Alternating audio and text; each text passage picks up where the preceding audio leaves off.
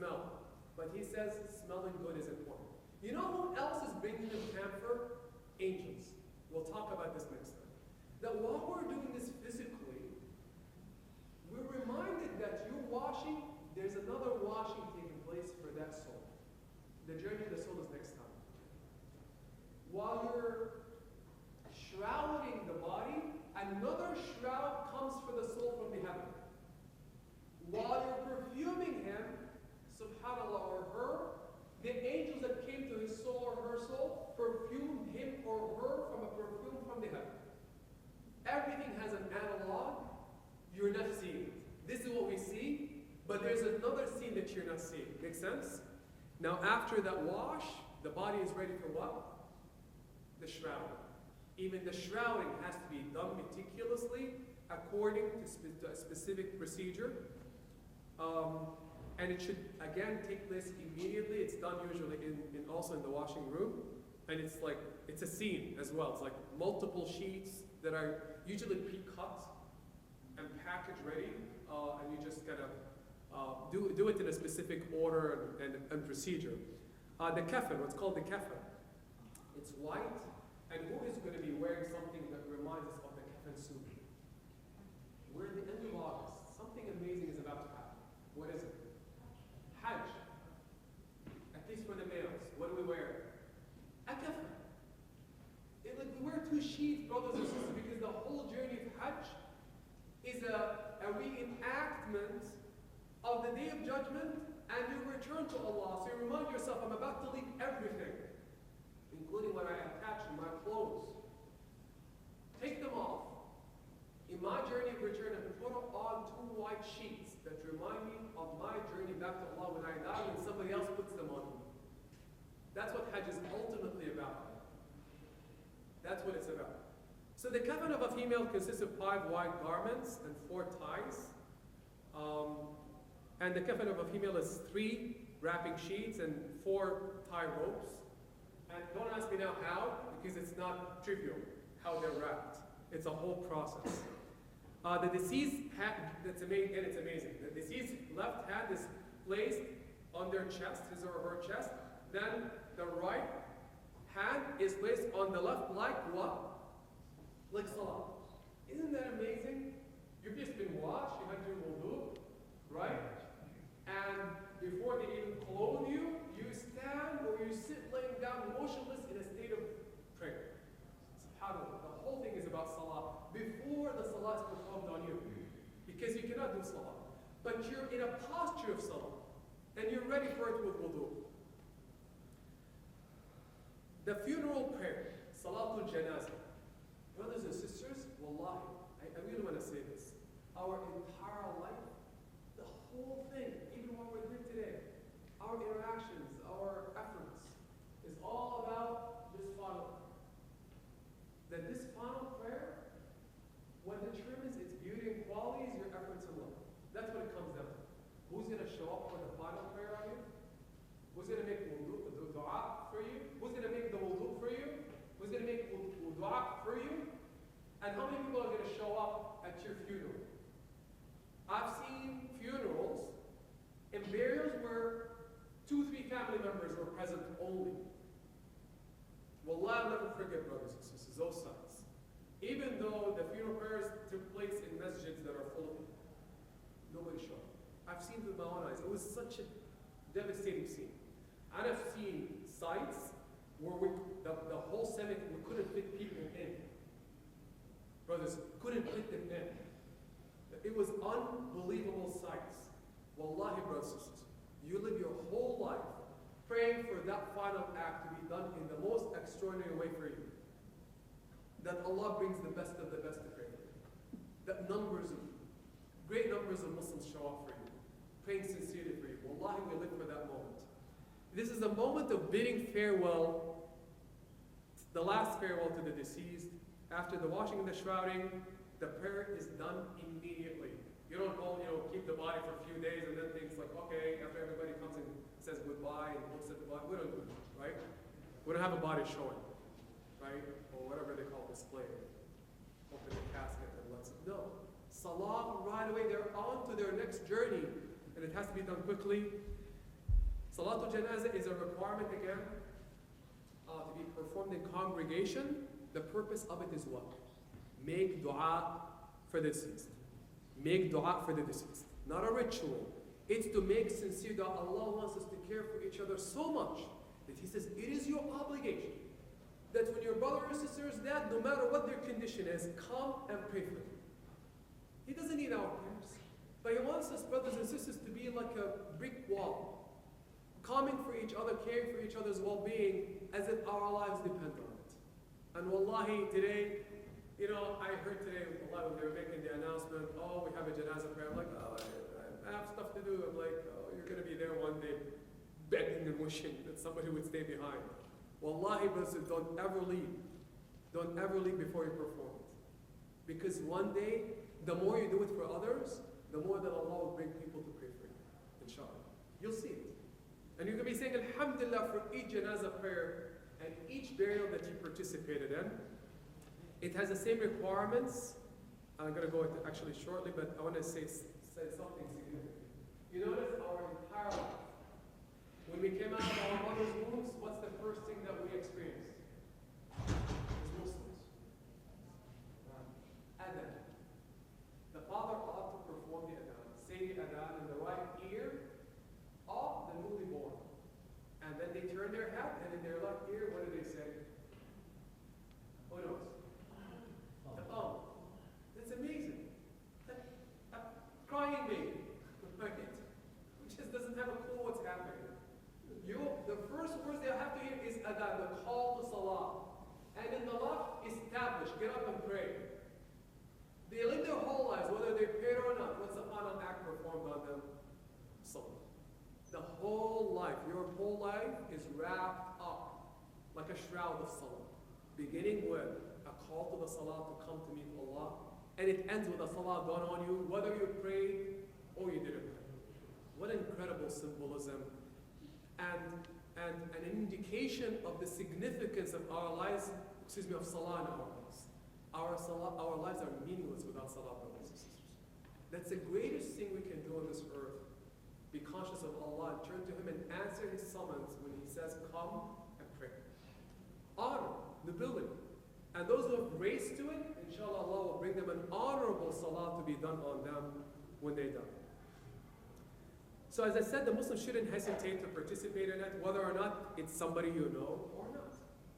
Raise, feel happy, feel honored. And as you do it, say, Ya Allah, don't deprive me on the day when I need people to come and pray for me. It is said silently, except the takbirs, I'll go over it shortly. All the conditions of a regular salah are required in salah for the funeral.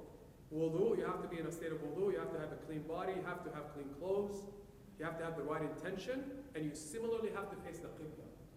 Same salah, but it doesn't have prostrations or bow. We'll talk about it next, inshallah next. But again, I asked how many people will perform salah for you. If you're not concerned about this today, you have a problem. Like, this needs to be on your mind. Like, as you participate in those prayers, like, think, how many people will be here in the masjid for me? Am I going to die on a night when nobody knows? Or in a distant location where nobody knows a thing about what happened to me? Allah knows. Pray to Allah. Allah will not deprive you. If it is something that is of concern to you, for Allah it is significant. But if it's not something on your mind, be worried, brothers and sisters. And that's why we talk about this. As to the salah, inshallah, I'll wrap inshallah in 5 minutes. Congregants, brothers and sisters, how many people have done salat al-janazah? Raise your hand. Alhamdulillah. I'm sure all of us have performed this. Odd number of lines are formed. Again, it's a communal duty of the community to perform it. Odd number of lines behind the imam. The body is placed in front of the imam. If there's more than one dead person, they're lined up in a row. Females are closest to the qibla, and they're lined up. Let's say there's a woman and a man. She's placed closer to the qibla, and the body of the man is closer to the imam. The imam stands, if it's a female body, by the middle. I'll show you right now, actually. Here it is. So this is the imam. In the case of a female, this is in a box, at least in this country. The imam is literally standing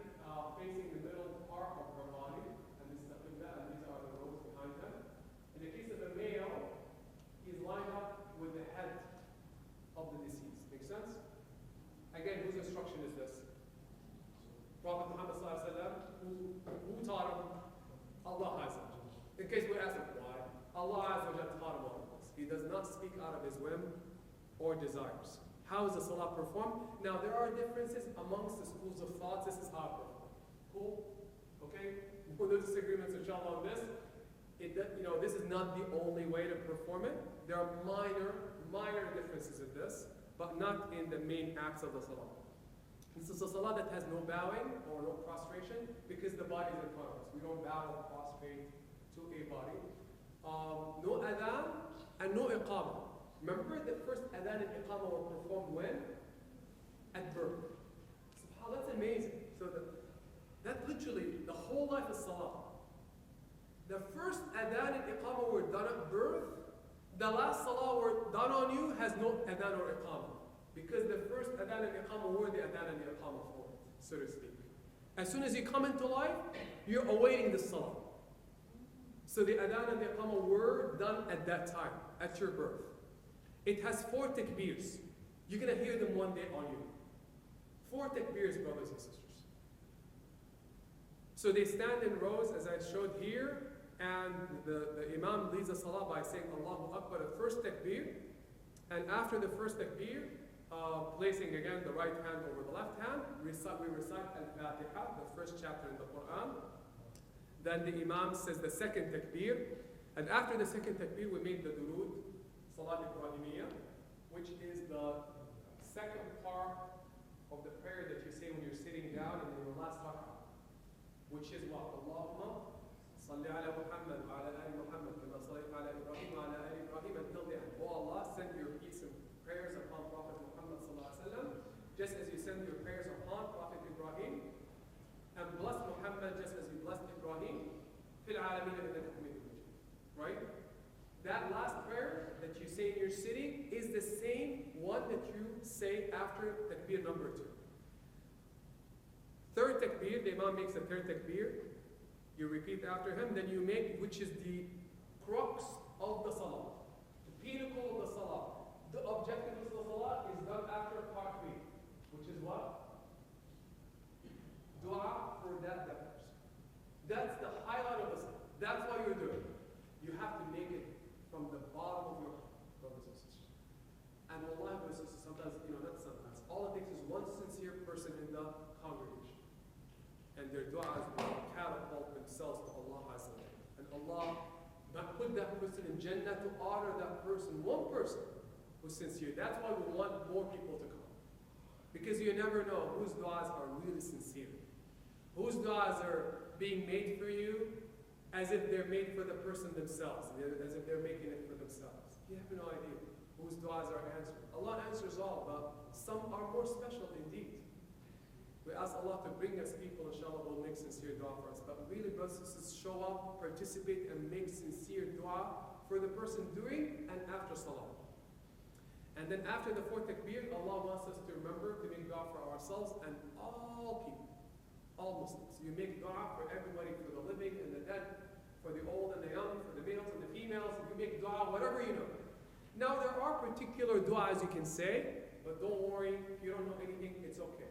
The most significant thing to ask for the deceased is what? Oh Allah, forgive him, any language. Oh Allah, forgive her or him and have mercy on her and him and keep her healed. Then say it. That's the most significant thing to ask. So you can go memorize everything. Some people are so obsessed with memorizing du'as that they don't understand what they're saying. Allah doesn't care for that. Allah wants you to say dua from the bottom of your heart that will bring a tear out of your eyes. Make sense? But that's the crux of the dua. After the 4th takbir, you make dua for everybody, and then shortly after, the imam will make the taslim, as you do in the salah. Now, also differences in the schools of thoughts, and like in the Hanafi madhab, you make 2 taslims. In other schools of thought, you make 1 taslim and doesn't. Right? You just follow the imam. You don't become a hero and say, no, that's not how I do it. Right? Whatever the imam does, you do, inshallah. 1 taslim, you say Salaam alaikum. If he does 2, say Salaam alaikum, Salaam alaikum. When you end the salah, quickly thereafter what? This is it. This is the last thing performed on you. Your body, brothers and sisters, is going to be carried to the grave, subhanAllah, for the burial. I'll talk about these stories, inshallah, as far as experiences companions of the Prophet ﷺ who were carried to the grave, and what did people witness when they were carrying them to the grave? I actually mentioned one of them shortly. Right now. Sa'd ibn Mu'adh was very heavy now. Heavy. When he died, they performed the salah on him, and they carried him to the grave. And he was supposed to be really heavy. So they were putting him on their shoulders. And after the burial, they came to the Prophet ﷺ and said, "The Prophet of Allah, the strangest thing happened." He said, "What?" He said, "We're carrying Sa'd, and he's heavy. And we thought he was so light, as if his body was racing. We're trying to catch up with his body racing to the grave." And he said to them, "Sa'd is one who loves Allah, and Allah is waiting for him, and he was racing to meet Allah." That his body felt light as if it was running. And this was witnessed by the people carrying him. Allah wanted them to see this, to experience something unusual, extraordinary, for them to understand this is real. This is real. The life with Allah Azza wa Jalla is real. The burial, inshallah, I'll touch on it quickly, and we'll end with this. Islam and Islamic cemeteries are also unique. We build the grave in cemeteries in the most simple and the most humble and the most unglamorous of ways. This is not a showing place. This is not a glamorous place. This is not the place of ornamentation and decorations, right? This is the simplest place, and it ought to be like that in the way of Prophet Muhammad sallallahu alaihi wasallam. Muslims are not to be buried in cemeteries of non-Muslims, and vice versa. And something important: wherever you die, you should be buried. Wherever you die, you should be buried. So it's not a good thing for you to say, "Well, I die here, make sure you transport me to, I don't know, Saudi Arabia, because I want to die where the Prophet said." You don't do that. Allah says, wherever Allah wills for you to die, be buried there. Now there are cases where there are exceptions made. That's a different story. As a rule of thumb, you need to be buried wherever you die, and it's the community's responsibility to do so. And not to write in your will, make sure you transform me to cities such as, X, Y, Z. Not a good thing. This is not the sunnah of Prophet Muhammad sallallahu alaihi wasallam. Interesting. This is just something for you to know. Like the way they dig the graves overseas is different than here. There are special rules, and it depends on their health reasons, their questions dealing with soil structure, protection from hazards, and all kinds of things that go into the decision as to why the thing is done in a certain way. But as a rule of thumb, not a rule of thumb, as a standard way, overseas, they do what's called lahm. Who heard of lahm? Niche. So I'll show you an example of it. So this is a grave from overseas. See here, this is looking down, right? This is where you expect the body to be. This is how it's done here. There's a concrete enclosure. Have you seen it? So if you open a grave, at least the cemeteries where I was, so you look down, it's prepared, and literally there's a wall here, four sides of the wall, concrete. They place the body in, and then they cover it with a concrete cover. Make sense? But it's literally laid in at the bottom of the grave. Overseas, they make an niche in the side of in the wall of the grave. Are you with me? There's a niche called lahd, and they put the body in it. Make sense? I just wanted to show you the differences. When you hear the word lahd, that's what it's talking about, the niche in the grave. But you don't see it here. So this is a kind of illustration of it. So this is how it's done here.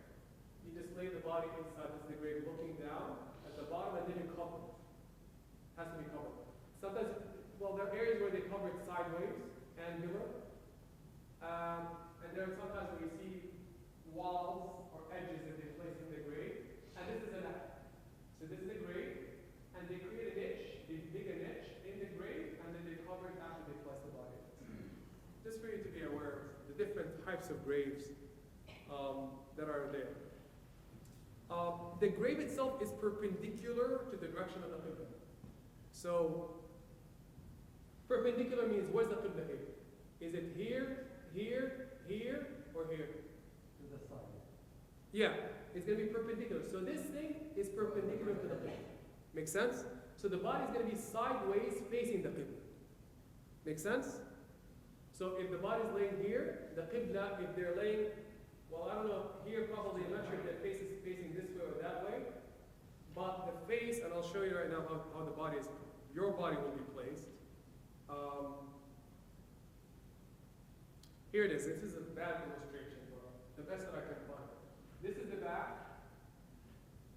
So when you're lowered into the grave, you're going to be leaning on your side. They lean you on your side to the back of the grave, right? So you're not laying on your back. They don't lay you on your. They lower you into the grave, and hopefully, inshallah, it's family members, people that again care for you, will make dua for you. And they begin with Bismillah wa ala millati Rasulillah, in the name of Allah and on the way of Prophet Muhammad sallallahu alaihi wasallam. And somebody will be waiting in the grave, and they lower the body into your hands. Typically, there's like 2-3 individuals who wait for the body. Literally, they're standing there, and the body is lowered after you're taken out of the box, and then they sit you. And I go back here. So there's usually, again, here, at least in America, there is a concrete enclosure here, and they sit you in it towards the wall with your back against the wall, and the body will be facing what? So if this is the back, the face is facing that direction towards Qibla. So literally you'd be sitting like this, with your face perpendicular, body perpendicular to the Qibla, and the face has to be facing the Qibla. So you have wudu, right? SubhanAllah, your hands were in a posture of salah.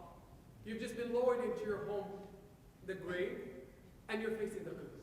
What greater symbolism could there be that your entire life is about meeting Allah Azza wa Jal and praying to Him?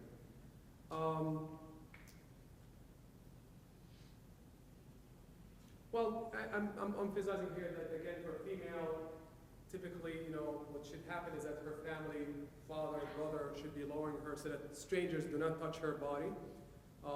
Because when we don't just bury somebody in a casket. We actually, they're wrapped in their sheets, in their kafan, but we place them in their kafan so you can literally touch the body even though it's covered. After we place the deceased in that position, we untie the ropes, but we leave the ropes in there because they're part of the kafan. So you untie all of the ropes, and then we put, that's for overseas, layer of wood. Here you put actually after you leave the grave, they put a layer of concrete, like a slab of concrete to cover that enclosure.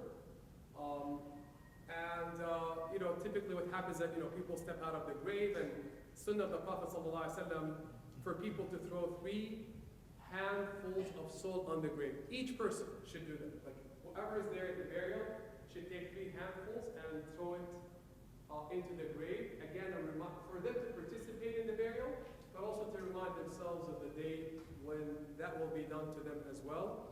And then the grave is filled up with sand, and the whole thing is closed. It is permissible in Islam to place a stone or some other object to identify the grave, but not to do what? Any crazy ornamentation, decorations, anything. That's not an Islamic way of doing things, and it violates us in the Prophet Muhammad. Simple stone, simple plate that identifies the grave with your name on it. One of the best things also to do is after the burial, and you'll be wishing for people to do this, brothers and sisters, is for you to stay in the cemetery, especially the family members, to make dua beyond what was done in the salah for that deceased. The Prophet says, make dua, make istighfar, supplicate for your brother or your sister, ask forgiveness for them, for they are being asked right now. And we're going to be talking about next time, inshallah, what happens in the grave, the things that we don't witness here. In the end, brothers and sisters, I want to, inshallah, talk about this next time. I'll begin my session by talking about the great endings. What are the signs that we can witness on the deceased that indicate to us they're very special with Allah? They're beloved to Allah, and they're going to have a grand reception with Allah. I'll talk to you about some amazing stories of people and what people have seen on them. Incredible signs that you can witness as a glad tidings for the deceased, and a glad tidings for you, what waits for you if you're with Allah Azza wa Jal. Inshallah, I'll talk about all of this, but I conclude with asking Allah, may Allah grant us, inshallah, a good ending, and Allah grant us a righteous conclusion to our lives, and make us among those who remember the time we return to Allah. In summary, what I covered today is the physical journey. You've seen, I didn't talk about soul, did I? I did not. So I'm breaking this into two parts. This part is a long, lengthy one, talking about what happens to your body physically when you die and what we see. We talked about the washing, the shrouding, salatul janazah, the salat on the deceased, and the burial. Very significant. Action item, participate, brothers and sisters, where you can, for people in your community or your families who die. Join that effort, inshallah. And make dua. The ultimate, most significant thing is to make dua for them. One day you're going to be wishing for that. Next time, inshallah, what I'll be talking about is two things. Signs of the good ending, and how to attain that. And number two, the spiritual journey. What happens to your soul when you're about to die? What do you see? What do you feel? What happens next when people are washing you? What happens when you're buried? What happens with the angels? Where does your soul, where does it go? Does it go up, down? Where is it? Right? What is it experience in the grave? Is a subject, inshallah, in this session. So inshallah, make sure that you come, because that's pretty much the culmination of this. I started with the physical, but it ends with the spiritual, the life of the soul itself, as the first station of the hereafter, inshallah. And with that, I conclude and I open the floor, inshallah. I mean, you may, inshallah, leave if you need to leave, inshallah. Salat al-Isha is in 20 minutes, I believe. But then I'm here, inshallah. If you may wish to leave, as I said, or if you have any questions or something to share, please, this is your floor, inshallah. So, my question is, you mentioned that Muslims should be buried only on the Muslim burial site, or cemetery, and not in the mixed cemetery. Is that true or not? Yeah, it is. And what we do in this country, and again, this is the responsibility of the community. Now, extreme cases are different. Allah Allah is the most merciful, most beneficent. Now, extreme cases where we don't have something anywhere, you bury a person, right? But it's a responsibility of the community is to make their own cemetery. So what we do before we started having our own cemeteries, who knows of Firdaus Cemetery? Yeah, there's two, one in Virginia, I believe. Stafford, and one in Okay, yeah. I know, I'm very familiar with one. Abid, you know about the one that close to us. A whole incredibly huge cemetery in Frederick. Beautiful too, I'll be honest with you. It's like an incredible place, and in Virginia, dedicated cemetery. Yeah. But before those came about, what did we do? We buy lots, exactly, in cemeteries and exclusively dedicate them for Muslim graves. You'll see this on Adelphi Road, right here. And even down on Route 1, I think, there's a cemetery, Laurel. So you'll see lots in the cemetery for Muslim graves. So these are considered like Muslim cemeteries within the bigger cemetery. My question is there any hadith or ijma' by the fuqaha for the mix or not? Because I totally agree that you should be, and there is an explanation for that, which is probably you're going to tackle that under the spiritual form of the burial side. But I don't know if there is